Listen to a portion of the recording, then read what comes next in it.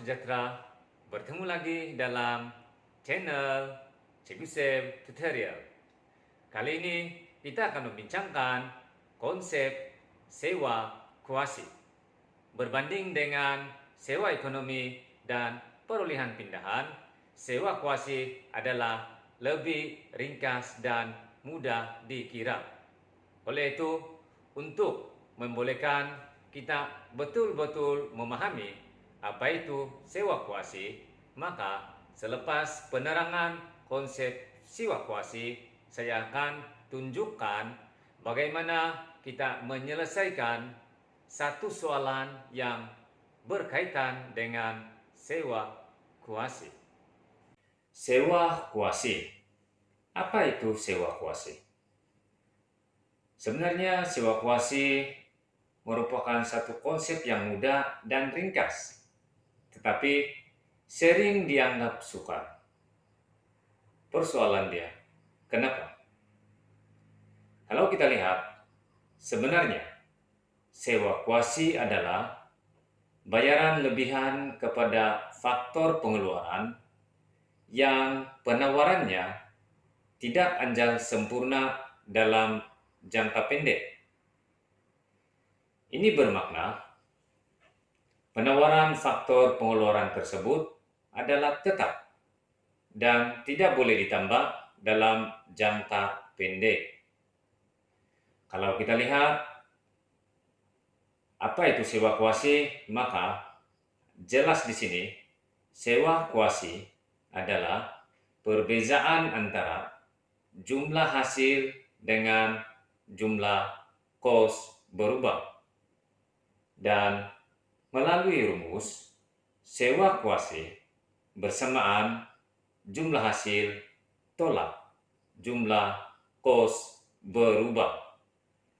Sekarang kita lihat konsep sewa kuasi melalui keluk, sebab perbincangan melalui keluk lebih mudah. Melalui keluk yang diberikan, keseimbangan tercapai apabila keluk MR bersilang dengan keluk MC pada titik I0. Dan kalau kita lihat, ketika ini kuantiti keseimbangan adalah Q0 dan harga keseimbangan adalah P0, maka jumlah hasil adalah harga keseimbangan darab dengan kuantiti keseimbangan, yaitu P0 darab Q0, ataupun ia adalah kawasan O P0 I0 Q0. Seterusnya jumlah kos berubah, dan kita boleh lihat sebenarnya jumlah kos berubah adalah kos berubah purata didarab dengan kuantiti keseimbangan, maka dia adalah P2 darab dengan Q0, dan ini adalah kawasan O P2 B Q0. Maka kalau kita kira sewa kuasi sama dengan jumlah hasil tolak jumlah kos berubah, ini menunjukkan sewa kuasi adalah perbezaan antara jumlah hasil dengan jumlah kos berubah. Melalui keluk, kita boleh lihat sewa kuasi adalah kawasan berlorek, yaitu P2, P0, I0, B. Sekarang kita lihat, apa pula hubungan antara sewa kuasi dan kos tetap? Hubungan sewa kuasi dan kos tetap dapat dilihat melalui 3 keadaan. Yang pertama adalah untung lebih normal. Ketika untung lebih normal, sewa kuasi adalah lebih besar daripada kos tetap. Yang kedua, ketika untung normal, maka ketika untung normal, sewa kuasi adalah bersamaan dengan kos tetap. Dan yang ketiga adalah untung kurang normal. Kalau kita lihat, ketika untung kurang normal, maka sewa kuasi kurang daripada kos tetap. Untuk memahami dengan lebih terperinci apa itu sewa kuasi, maka sekarang kita akan jawab soalan berkaitan dengan sewa kuasi. Ini adalah soalan sewa kuasi. Keluk yang diberikan menunjukkan keluk-keluk MC, AC, MR, dan EVC. Ada 3 soalan utama. E adalah soalan tentang jumlah hasil, kos tetap, kos berubah, dan untung. Manakala B adalah menghitung sewa kuasi, dan C adalah hubungan antara sewa kuasi dan kos tetap. Sekarang kita akan lihat setiap soalan secara terperinci dan cara penyelesaian. Kita akan lihat soalan E1. Pada tingkat keseimbangan, hitungkan 1 jumlah hasil, 2 markah.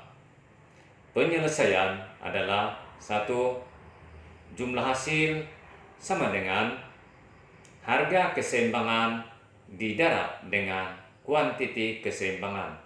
Maka kalau kita lihat harga keseimbangan adalah 50 dan kuantiti keseimbangan adalah 60.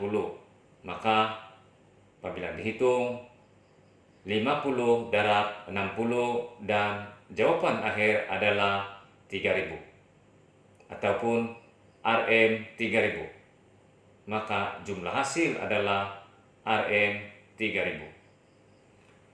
Bahagian kedua dalam soalan E adalah hitungkan jumlah kos tetap, 2 markah. Penyelesaiannya adalah jumlah kos tetap bersamaan dengan kos tetap purata EFC didarab dengan kuantiti keseimbangan. Dan kalau kita lihat EFC kita boleh hitung dengan cara AC tolak EVC dan darab dengan kuantiti keseimbangan QE. Maka EFC adalah 40 tolak 25 dan kita darab dengan kuantiti keseimbangan 60, maka 15 darab 60 dan jawaban akhir adalah 900 ataupun RM 900, menunjukkan jumlah kos tetap adalah RM 900. Soalan ketiga untuk bahagian E adalah hitungkan jumlah kos berubah, 1 markah.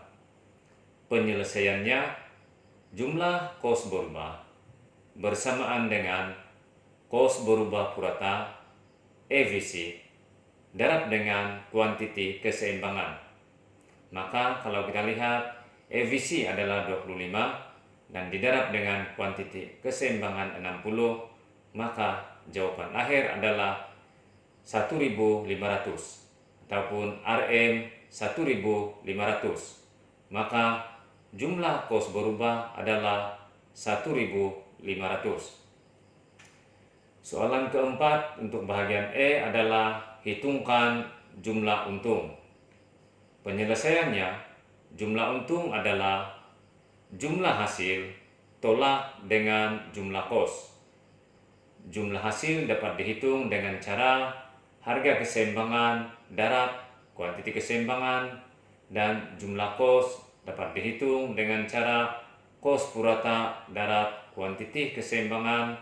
Maka kalau kita lihat jumlah hasil adalah 50 darab 60 dan jumlah kos adalah 40 darab 60, maka kita dapati dia adalah 3000 tolak dengan 2400 dan jawaban akhir adalah 600, RM 600. Maka jumlah untung adalah Rp600.